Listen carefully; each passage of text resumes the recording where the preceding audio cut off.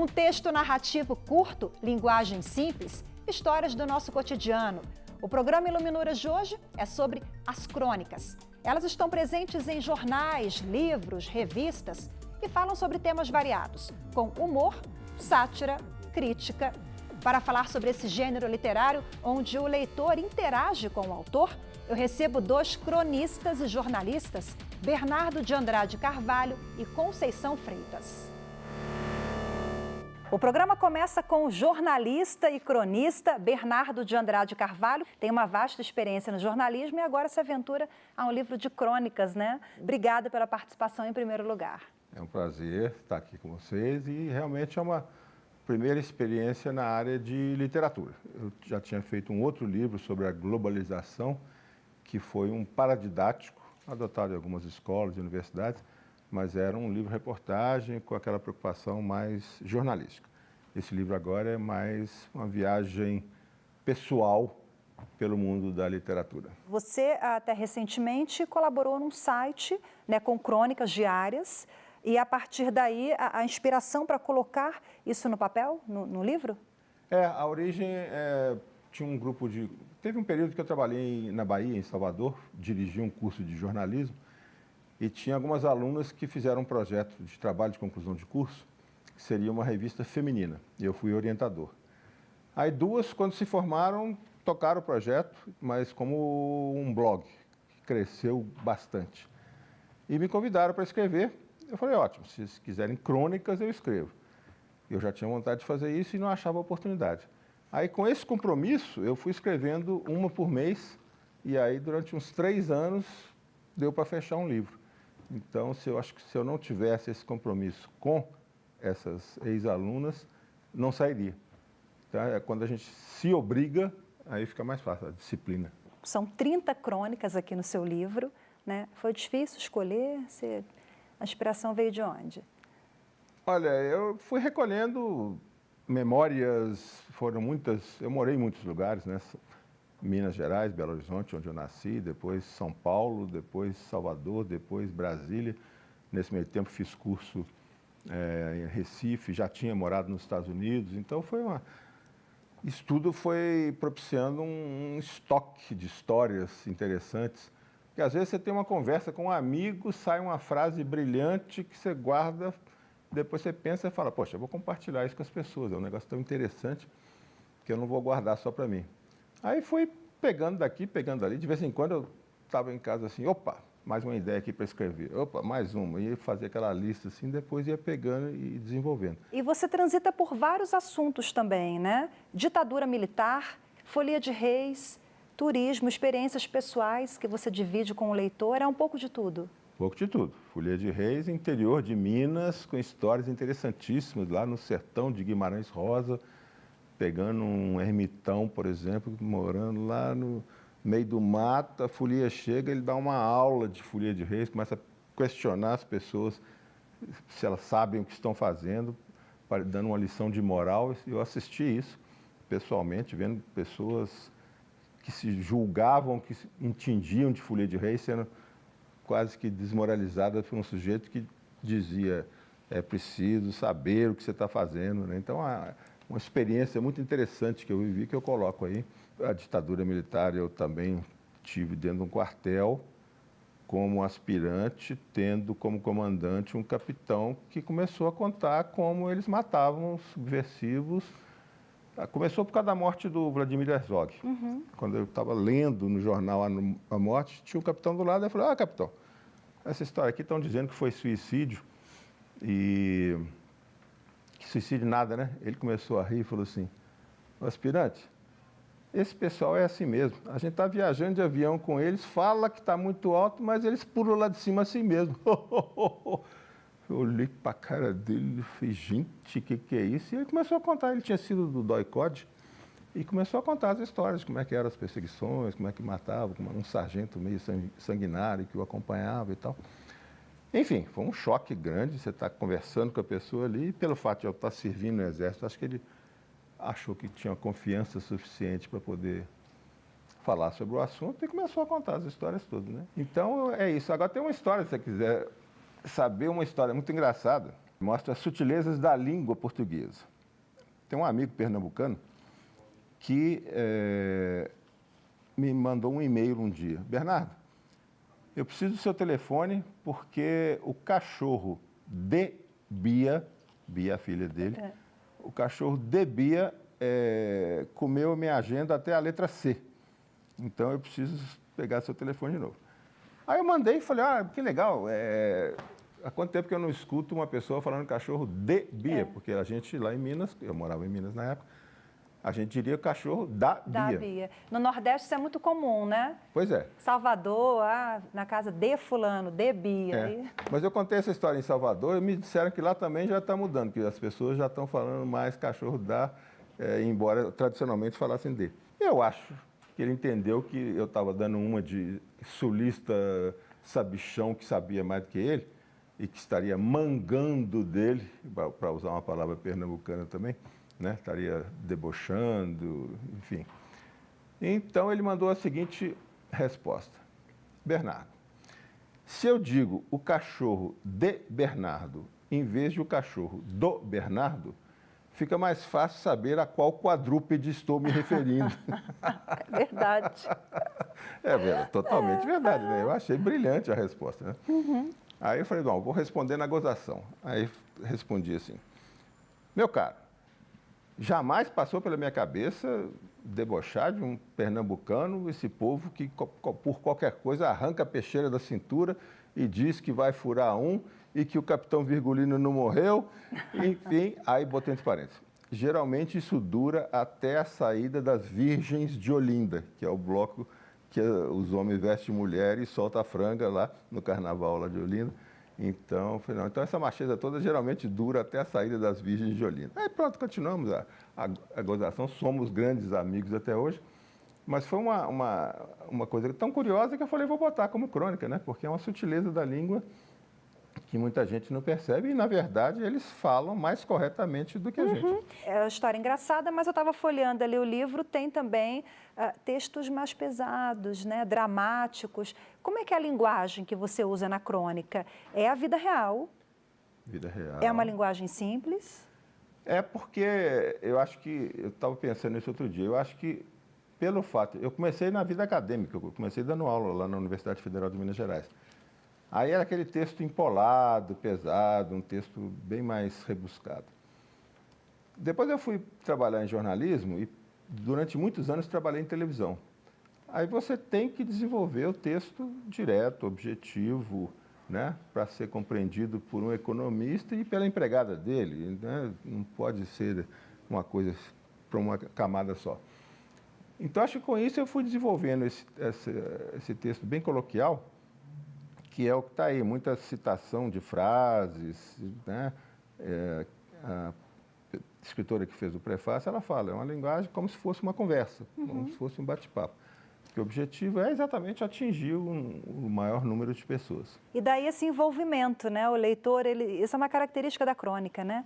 A gente se envolve no texto, né? O leitor e o autor, eles parecem íntimos. Você pega aspectos do cotidiano, aspectos que estão próximos, todo mundo já viveu experiências parecidas. Eu estava conversando com uma amiga minha que leu o livro e eu falei, o que você achou melhor? Ela falou, aquelas crônicas que falam de arrependimento, tem umas 3. Porque eu estou com um processo de culpa em relação à minha filha, então tudo que tinha a ver com arrependimento, eu me identifiquei. E você fala de coisas pesadas, tem uma que fala sobre a solidariedade humana, que foi uma experiência lá no sul da Bahia, em Itacaré. Um rapaz levou 6 facadas lá, a mãe veio em várias mesas de boteco, eu estava lá, pedindo que alguém arrumasse um carro para poder levar o filho para Teixeira de Freitas, que era longe, não tinha hospital na cidade. Todo mundo arrumando uma desculpa, não dá, que não posso, que não sei o quê. O menino ficou lá umas 6 horas, umas 4 horas, com as facadas, sem conseguir um transporte. Você vai vendo como as pessoas se furtam, se escapolem e a vida numa real, situação dessa. Acontece. De repente, você vai ver, ninguém assume a responsabilidade, ninguém quer ajudar. O sujeito pode morrer por causa disso. Eu termino a crônica assim. Depois passei em Teixeira de Freitas, descobri que ele sobreviveu a 6 facadas e sobreviveu a todos nós. Boa manchete, né? Realmente. Agora, Bernardo, as aventuras de Ariano Taurino. Quero saber por que esse nome, isso aqui me chamou a atenção, esse título. Conta pra gente. Sempre fui ariano, 20 de abril, todo mundo fala, não, é o último dia de Áries. Então, durante minha vida, até uns 35 anos de idade, me identifiquei com as características de Áries, li o que eu podia e tal, é isso mesmo, tá certo. Aí, um belo dia, uma amiga minha chega e que entende bastante, fala, vou fazer seu mapa astral, pode? Pode. Que hora você nasceu, qual ascendente, que não sei o quê, foi lá, mexeu, voltou. Ó, você não é Áries não, você é Touro. Como é que... Nasci no dia tal. Parece que rasgou minha certidão de nascimento, rasgou meus documentos, né? Como é que você se estrutura num signo durante 35 anos e alguém chega e puxa seu tapete e fala, você não é mais aquilo? Aí eu falo que eu estou perdido no zodíaco até hoje, não sei qual é meu signo, brinco, mas aí para título ficou bom.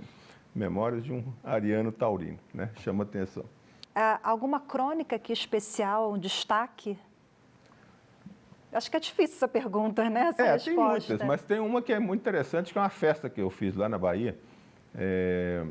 Uma festa que o tema era o Recôncavo Baiano, contratamos um grupo de samba de roda, chegou uma Kombi com 15 ou músicos ou baianos, com aquelas saias, né, típicas, rodadas, e que a festa estava toda em música de samba de roda e tal, e lá pelas tantas o grupo fez um intervalo, amigos meus, músicos, começaram a subir ao palco, e tinha uma cantora de disco dance, que só sabia música nessa linha. Ela falou assim, Bernardo, eu só sei uma que vai na linha do povo aí. Não, então canta essa uma. Só que ela cantou essa uma e na sequência se entendeu com um violonista lá que sabia acompanhar e começou a tocar aquela I Will Survive. E aí eu fiquei impressionado de ver como é que a pista encheu e as baianas de samba de roda tudo girando e gritando I will survive, I will survive. Falei, gente, isso é um caldeirão cultural que é só na Bahia mesmo, né? Misturar o mais legítimo samba de roda do Recôncavo com a disco dance e pegando fogo à pista. É uma crônica interessante de costumes e mostra essa riqueza cultural da Bahia. É um livro independente, né? Quem tiver interesse pode entrar em contato direto comigo. E-mail, bernardodeandradecarvalho@gmail.com. Ok, Bernardo de Andrade Carvalho, muito obrigado pela participação, sucesso para o livro, parabéns. Muito obrigado, eu que agradeço. E o Iluminuras faz agora um breve intervalo, daqui a pouco a gente volta a falar sobre crônicas. Não saia daí.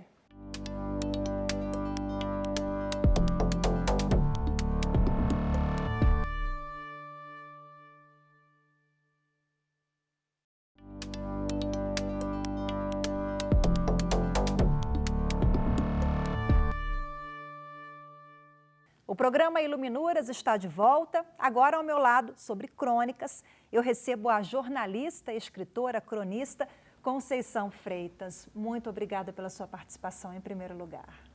Bom, sou eu que agradeço a lembrança, o convite, Rafaela, muito gentil. Você é uma cronista de Manaus, que mora em Brasília já há muitos anos. A Conceição teve uma coluna no jornal aqui de Brasília há mais de 20 anos e é autora de mais de 4.000 crônicas. Brasília, então, é fonte de inspiração muito grande? Brasília é fonte de inspiração o tempo inteiro. Brasília está na minha vida desde que eu nasci, embora eu não seja brasiliense, né? Porque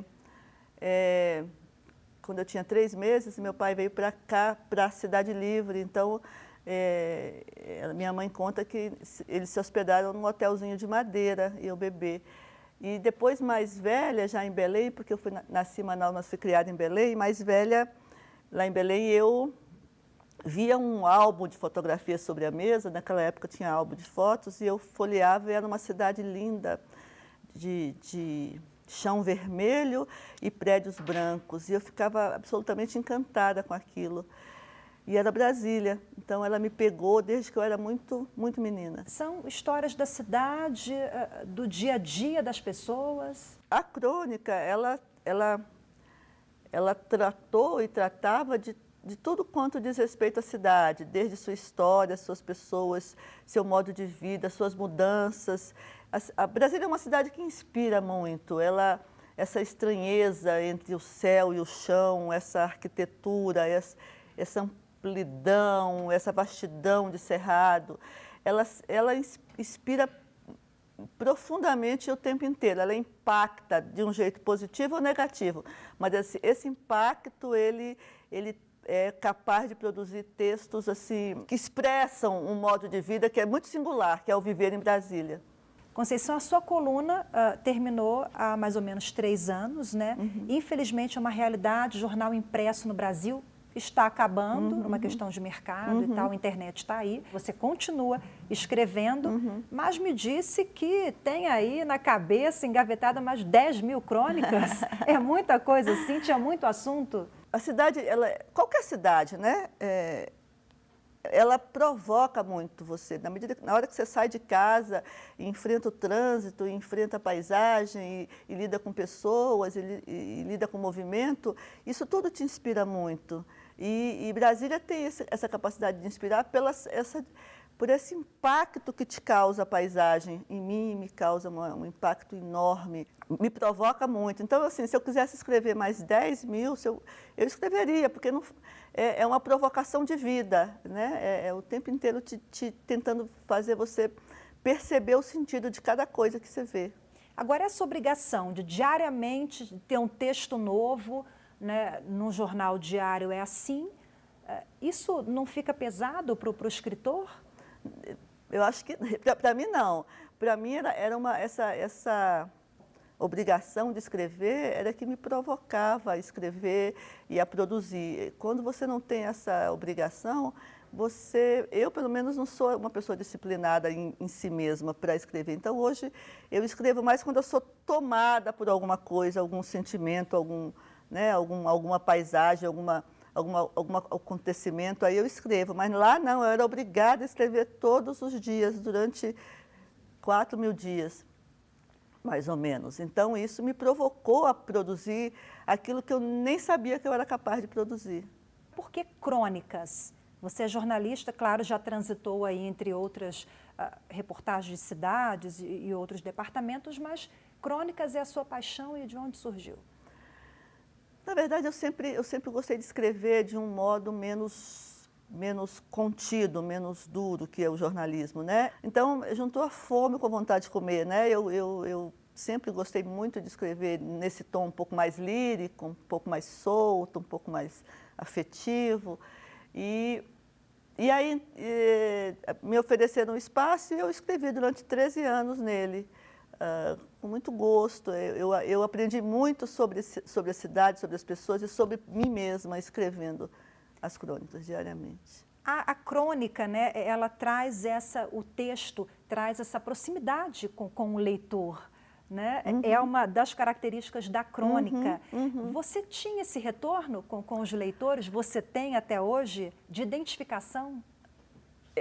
Rafael, é uma coisa muito incrível, porque lá na redação eu não tinha muito esse retorno. Eu recebia um ou outro e-mail, naquela época eu não era muito ligada em rede social, uma ou outra visita, ou quando eu não sou uma pessoa muito de rua, de ir para a rua, então eu não tinha muito contato com o leitor. Depois que eu fui para a banca, foi uma coisa impressionante. Há 3 anos eu estou na banca, há 3 anos que pelo menos uma pessoa passa lá para dizer: puxa, Conceição, li as suas crônicas, lembra daquela, que eu quase nunca lembro, porque são 4.000, né?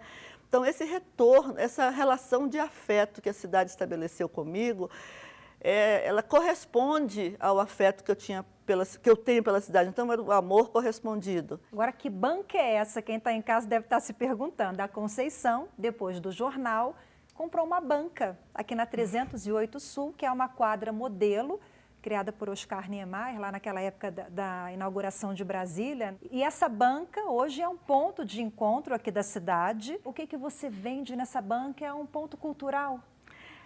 A banca era quadra modelo, como você disse, na verdade ela é a superquadra mais parecida com aquilo que Lúcio Costa previu no seu projeto de plano piloto, né? Ela tem os equipamentos que Lúcio Costa previu: escola parque, escola classe, jardim de infância, a igrejinha ali perto, o clube vizinhança ao lado, o Cine Brasília mais adiante. Então, ela representa o que, na verdade, o Lúcio pensou para as super quadra. Mas, enfim, essa quadra ela é muito significativa para a cidade. Eu precisava rapidamente de achar um jeito de sobreviver emocionalmente, né? Porque, antes de qualquer outra coisa. Então, eu rapidamente pensei que se tivesse uma banca de revista ali, se ela tivesse disponível, eu queria ir para lá montar uma coisa, um ponto de cultura e de venda de objetos e livros sobre Brasília. E a banca estava lá, dando sopa. Aí montei, transformei a banca numa livraria e loja de designs, todo design inspirado em Brasília, tudo que tem lá é inspirado em Brasília, não tem nada que não seja inspirado em Brasília. E acabou que, sem que eu pensasse, também virou um ponto de encontro de arquitetos, estudantes de arquitetura, lançamento de livro, roda de conversa, sarau de poesia, a gente faz de tudo. As pessoas chegam lá, posso fazer? Pode, vamos ocupar a calçada, ela fica meio que numa esquina, embora a gente diga que não tem esquina, né? Então, é uma calçada larga, bonita, e a gente põe cadeira e bate papo. Que coisa boa. Agora, voltando aqui um pouquinho para crônicas, né? Você tem alguns cronistas, acho que vários, né? Preferidos? Ah, tenho. Fala aí um pouquinho. Vai ser difícil. Cronistas preferidos. Machado, que escreveu muita crônica. Clarice, que o mais belo texto e mais representativo texto sobre Brasília é de Clarice Lispector. São 2 textos que ela escreveu na década de 70, quando eu esteve aqui. Luiz Fernando Veríssimo, o Gregório do Vivier, que é adorável, é um cronista jovem. Ele faz um pouco de tudo, né? Aquele menino é genial. Ai, meu Deus do céu. Antigo, Nelson Rodrigues, vai. Nelson Rodrigues, claro. Nossa, eu amo sensacional, Nelson Rodrigues, amo né? as crônicas. Rubem Braga, os textos de crônica de Rubem Braga são da melhor qualidade literária, são assim impecáveis, né? E de uma beleza que faz a gente chorar. Da melhor qualidade também está esse livro aqui que você trouxe, vários cronistas. Dá uma olhada aqui. As 100 melhores crônicas brasileiras. Né? Você está lendo agora? Está relendo, eu reli para poder vir aqui. Ah, coisa boa. Olha só, eu quero que você escolha uma crônica aqui e leia um trechinho para a gente, de algo especial, alguma coisa que te marcou. Por favor, Conceição. É uma das mais belas crônicas que eu já li. Quem é? Qual é o autor? Rubem Braga. Aula de inglês. Ele vai contar de uma aula de inglês que ele participa, da qual ele participa como estudante. Aí, em determinado momento, a professora pergunta, "It's a handkerchief?" Os que conhecem inglês, por favor, não reparem na minha pronúncia, tá? Fiquei muito perturbado com essa pergunta. Para dizer a verdade, não sabia o que poderia ser um handkerchief. Talvez fosse hipoteca. Não, hipoteca não. Por que haveria de ser hipoteca? Handkerchief. Era uma palavra sem a menor sombra de dúvida antipática. Talvez fosse chefe de serviço, ou relógio de pulso, ou ainda muito provavelmente enxaqueca. Fosse como fosse, respondi impávido. No, it's not. Minhas palavras soaram alto, com certa violência, pois me repugnava admitir que aquilo ou qualquer outra coisa nos meus arredores pudesse ser um handkerchief. Handkerchief é lenço, mas o legal é que ele vai brincando com o som da palavra, tentando identificar a palavra pelo que ela representa só na fonética. E aí o texto todo é ele fazendo essa brincadeira com a palavra. E é bem-humorado, é espirituoso e é humilde, assim. Não entendo nada de inglês, mas vou brincar aqui com o idioma. É genial. E você vê como é que desperta na gente, né? Quem não sabe inglês já vai pesquisar o que é isso, e a gente tem esse envolvimento com o texto, né? Exatamente. Conceição Freitas, jornalista, muito obrigada pela sua participação mais uma vez. De nada, eu que agradeço, foi muito bom me lembrar dos tempos de cronista e quem sabe eu retomo com aquela assiduidade de antes. A palavra crônica vem do termo grego cronos, que significa tempo. E ao pensarmos na crônica, é exatamente isso que ela faz, um breve recorte temporal. Ela pega um fato do cotidiano e o cronista faz uma análise em torno disso, fazendo uma crítica e acrescentando os detalhes literários sobre isso. Na acepção moderna, a gente pode dizer que a crônica é um híbrido entre a literatura, a história e o jornalismo. Na sua origem, era mais voltada para a história. Hoje em dia, ela é um híbrido. É um texto narrativo curto, normalmente veiculado em jornais e revistas, e assim como o repórter, o cronista se alimenta também dos acontecimentos diários. Há algumas características dela, que ela trata de assuntos contemporâneos, costuma utilizar uma linguagem simples e coloquial, quase como uma conversa mesmo do autor com os seus leitores. O autor também mescla ali, dentro da crônica elementos de fantasia, de crítica e muitas vezes de poesia.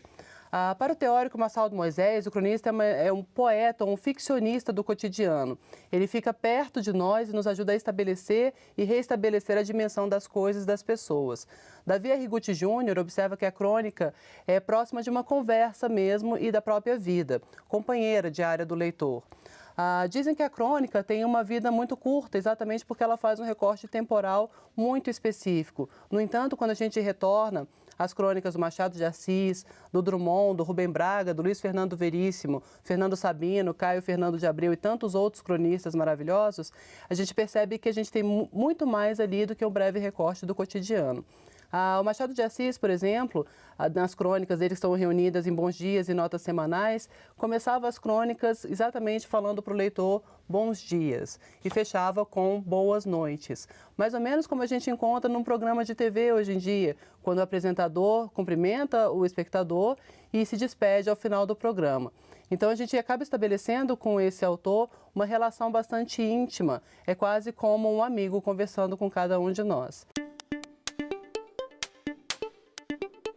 E obrigada também a você que acompanhou mais um programa Iluminuras. Lembrando que você pode rever esta ou outras edições pela internet. É só acessar youtube.com/TV Justiça Oficial. Obrigada pela companhia. Tchau.